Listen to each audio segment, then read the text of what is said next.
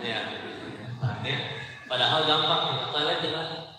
Ya, seperti itu, masya Allah. Ya. Maka capek ya kalau tidak yang paling sakit hati itu kan ada orang yang udah beli sengaja yang mahal, tapi memang dia diuji oleh Allah. Orang-orang tuh sulit percaya kalau dia beli barang mahal gitu ya. Kayak kurang pantas aja gitu mukanya kalau pakai yang mahal-mahal. Ya. Sampai ada kawan kami waktu masih tinggal di Thailand dulu, dia memang beli jam tangan mahal untuk menanggulangi hinaan orang atas nggak percaya kalau dia pakai yang mahal, maka stroke bon pembelian jam tangannya itu dikantongin kemana-mana. Ganti celana ngikut pun. Tapi tetap aja ya, namanya netizen, maha benar netizen dengan segala komennya. Begitu dikeluarin bonnya pun, itu bonnya siapa kamu bawa-bawa? Nggak ada yang percaya. Ya. Capek tidak mengejar penilaian makhluk? Capek ya. Kan justru maha adilnya Allah. Oh, kalau semuanya, kalau Allah sebegitu hebatnya, kenapa sih Allah nggak kabulin doa semua manusia? Ibu masing-masing dikasih 10 T, 10 T, 10 T. Mudah nggak bagi Allah? Apakah kalau seluruh manusia dibagiin 10 T sama Allah, Allah akan jatuh miskin? Tidak. Tidak akan mengurangi. Meskipun hanya seperti sebutir pasir dari luasnya padang pasir, tidak mengurangi. Meskipun semua kebagian 10 T. Tapi kenapa tetap tidak Allah kasih? Kenapa tidak semua orang doanya dikabulkan? Karena kalau dikabulkan semua, dunia tambah repot. Contoh, ibu semua pengen sehat? Pengen. Kira-kira manusia satu planet bumi semuanya pengen sehat nggak? Pengen. Kalau dikabulin satu planet bumi nggak ada yang sakit, sehat semua, rumah sakit bangkrut, apotik tutup, fakultas kedokteran nggak laku, ya masalah baru. Atau semuanya pengen kaya tidak? Boleh ya, jangan ragu, mentang-mentang judulnya ini jangan berarti nggak pengen kaya. Silakan. Pengen kaya tidak? Apalagi kalau niat kayanya pengen berangkatin orang tua haji, ya, pengen bangun masjid sebanyak-banyaknya. Bagus, amin. Semoga kaya semua yang hadir di sini ya. Amin ya Allah. Seperti itu. Nah, tapi kalau semuanya Allah kabulin jadi kaya, kayaknya pasti nggak ada masjid ini. Kadang nggak ada yang mau jadi tukang. Mungkin nggak cuma Bandar Lampung, satu Sumatera mungkin udah jadi gunung sampah karena nggak ada yang mau bersih-bersih. Yang ada percakapannya kayak gini, Mas, buangin sampah saya deh, nih 1 miliar. Enak aja, kamu yang buang sampah saya. Kamu yang buang nih 4 miliar. Gak ada habisnya ya. Karena semuanya sama-sama kaya. Jadi adil, justru tanda adilnya Allah. Mau kamu jadi apa aja, pejabat atau rakyat, direktur atau karyawan, yang kaya atau belum kaya, terserah. Yang penting satu, kamu nurut sama yang punya dunia, kamu selamat dan berhak dibahagiakan. Tapi mau kamu jadi apapun tadi, raja, konglomerat dan yang lain-lain, tapi kamu tidak nurut sama yang punya segalanya, demi Allah, bahagia bukan hak kalian. Adil kan? Coba kalau masuk surga harus centang biru dulu, repot. Kalau masuk surga harus dicetak rekening koran dulu, dicek buku tabungannya, repot. Ya. Masuk surga ditanya dulu udah pernah menjabat posisi apa saja, ya, ketua kelas, kepala arisan, ya, enggak sama sekali. Masya Allah. Jadi justru itu tanda bukti keadilan Allah. Ya. Ada yang bertanya, kok?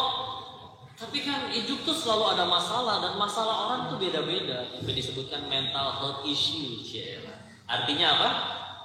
Dilarang parkir. Nah, ya, terserah saya lah mau diartikan apa.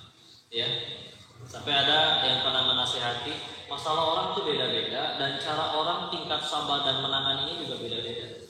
Oke, beda-beda. Tapi kan jawabannya satu, sama. Bukankah walaupun orangnya beda-beda, masalahnya beda-beda, kesabarannya beda-beda, bukankah Tuhannya tetap satu? Punten ya, yang ateis, yang kafir, yang agama apapun, yang bukan manusia sekalipun, penciptanya tetap satu kan? Tetap Allah kan? Gak istilah. Berarti sedangkan yang Maha Satu itu juga telah berjanji, la yukallifullahu nafsan illa wus'aha. Tidak akan membebani seseorang melebihi kemampuannya.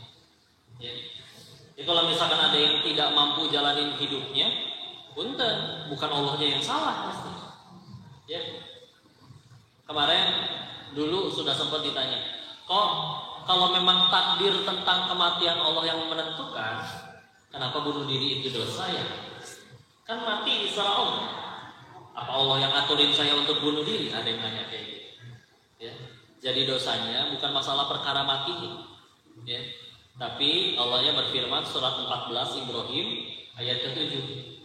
La in syakartum la azidannakum, itu depannya, yang bersyukur nanti ditambah. Tapi hati-hati terusannya, wala in kafartum inna adabi lasyadid. Barang siapa kufur, sesungguhnya azab Allah itu sungguh pedih. Jadi ternyata yang terancam dengan hukuman itu nggak melulu yang maksiat, tapi yang kufur, yang sok-sok amnesia dengan nikmat Allah yang terlalu banyak, maka itu juga ada ancamannya. Maka ini artis-artis atau di luar sana yang misalkan sampai ada izin, mohon maaf, sampai bunuh diri, kita pun berbela sungkawa, tetap berbela sungkawa, tapi ada yang bunuh diri. Jawab jujur, ada nggak di luar sana yang masalahnya jauh lebih berat daripada seorang yang bunuh diri tersebut? Ada, pasti ada, yakin. Tapi ternyata di luar sana yang masalahnya lebih berat itu malah bisa bahagia. Berarti kan kadang yang salah, berarti kan apakah itu berarti yang salah Allahnya? Karena kalau memang yang salah Allahnya, berarti seharusnya semua orang kompak pengen bunuh diri semuanya. Karena salah yang kasih ujian sih, ujiannya keterlaluan, enggak, ya, tidak sama sekali. Maka istilah jelasnya, dunia memang tempat kita pasti akan diuji bak-bak dengan segala macam cara. Tapi aku yakin bisa jadi gara-gara itulah kita tambah mudah ke surganya Allah. Bisa jadi gara-gara itulah kita malah jadi selamat atau dapat pertolongan. Ya.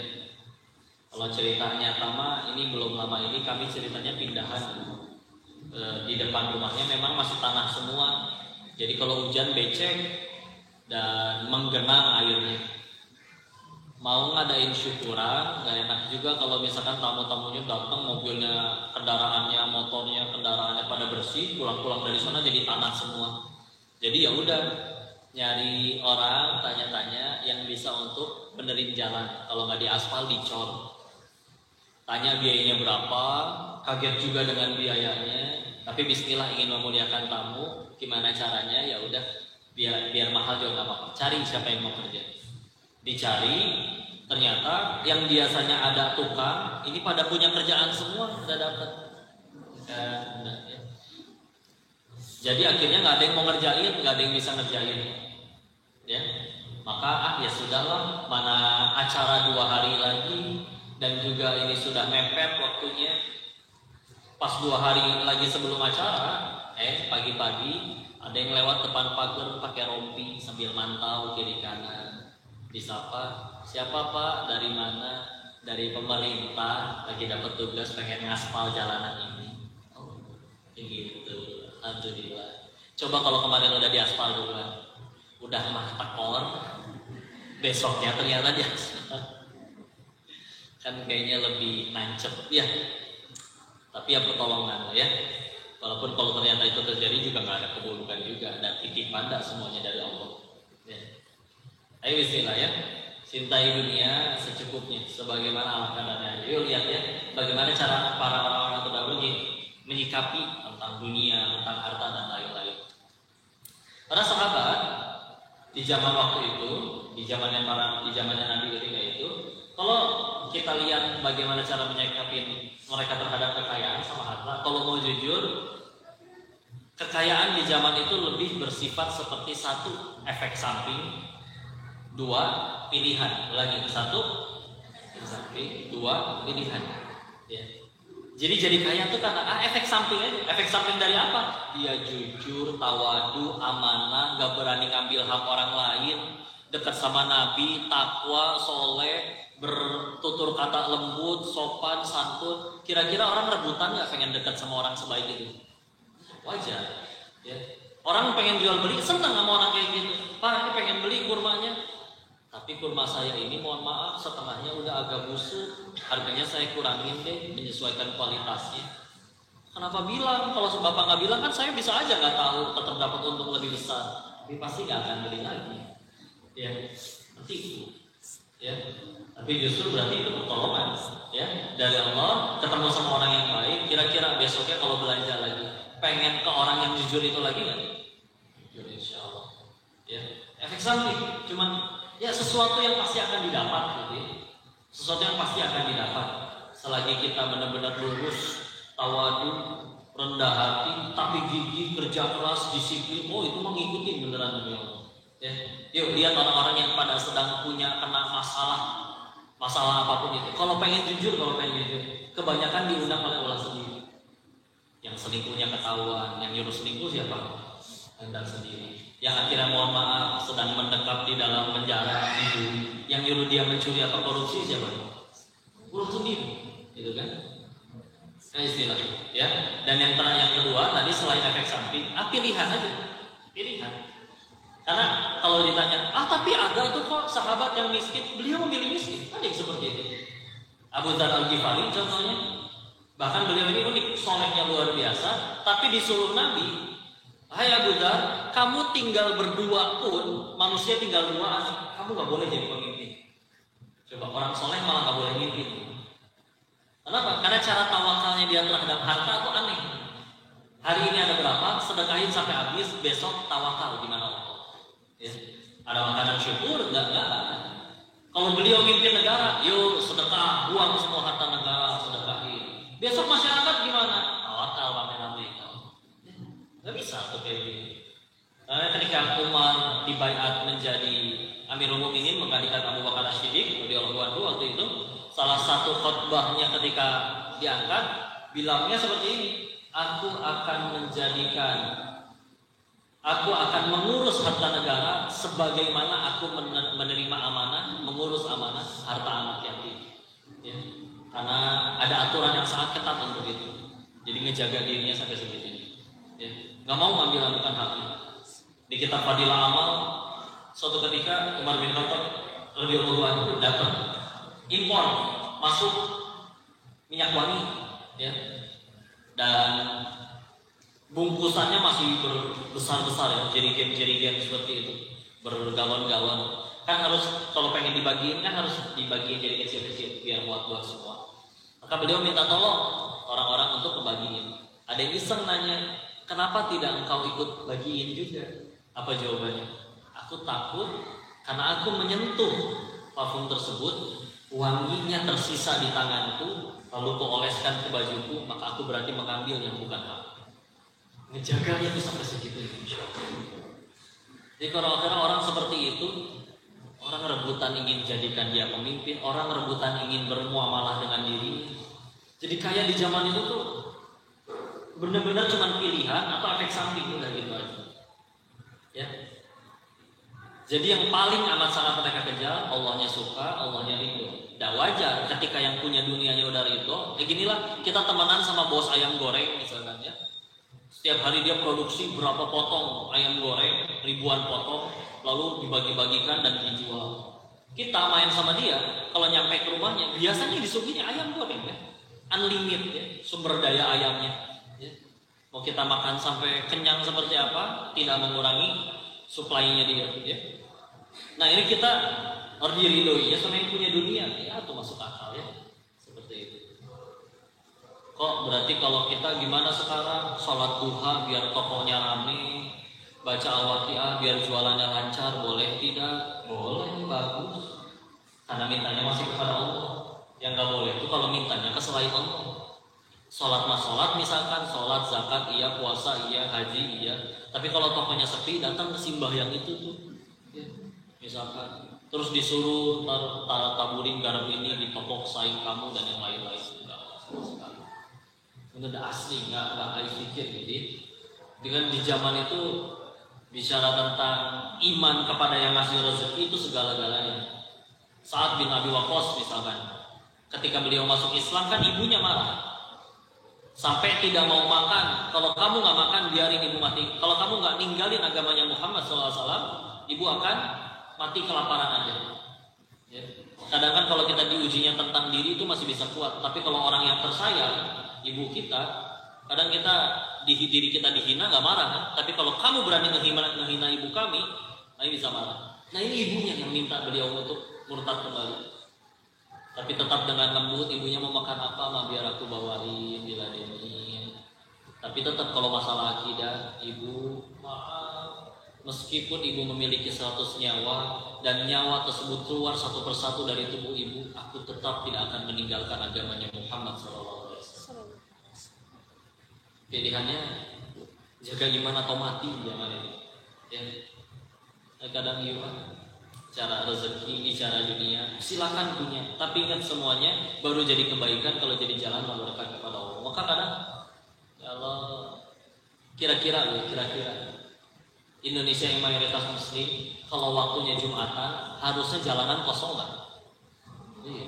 Tapi masih ada aja yang jual, tarik angkot gitu. Oke, katanya alasannya untuk misalkan nyari rezeki.